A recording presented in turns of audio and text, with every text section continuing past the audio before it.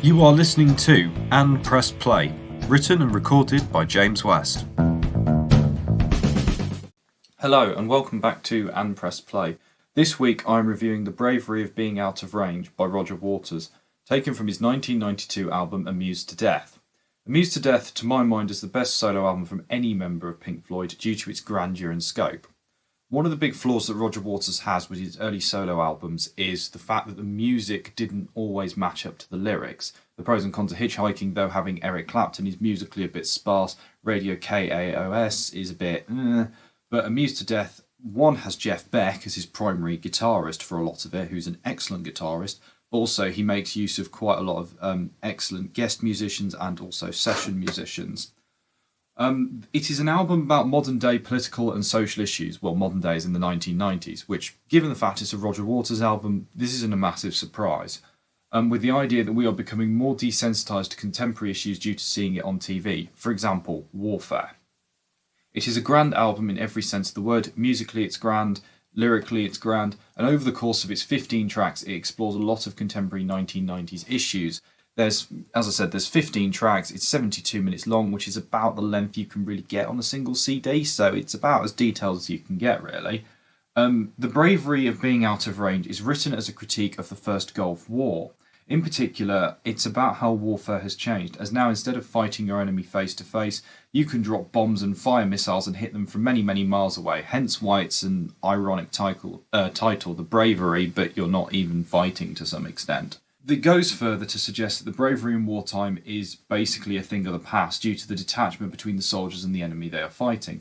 The song starts off with a bang, poor choice of words, but I liked it nonetheless, with some pounding drums which help set the tone, but the song becomes alive once the guitar and synthesizer work kick in. This continues for a bit before Waters starts singing in a scathing voice. The first verse contains questions and criticisms of Ronald Reagan, as well as a slightly mocking tone of soldiers who basically their only experience of shooting is down the range. The idea of trying shotguns, but basically it's a status symbol, it's a power play, I can shoot, this well and that kind of thing, but they're not really going to see it in wartime.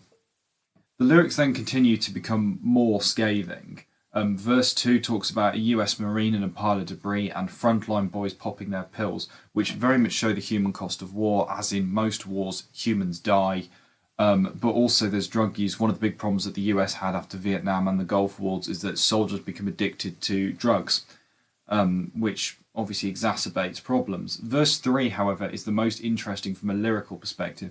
It presents the idea of war being used as a form of entertainment for the masses to watch, an idea that has been in place since Vietnam, where they used to send journalists over there or gave them access to show how brave the Americans were being over there.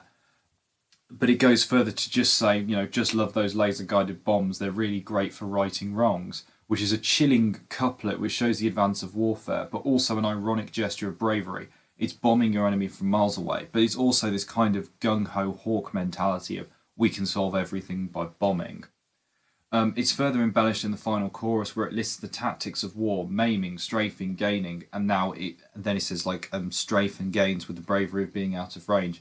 The repetition of the bravery of being out of range shows that how much of warfare can now be done remotely at many thousands of miles away from the enemies you're fighting.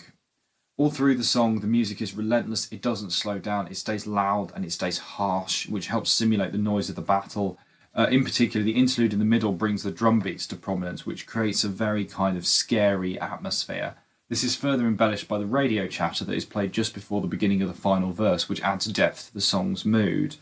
I believe it's from a US jet fighter, something like that, I could be wrong.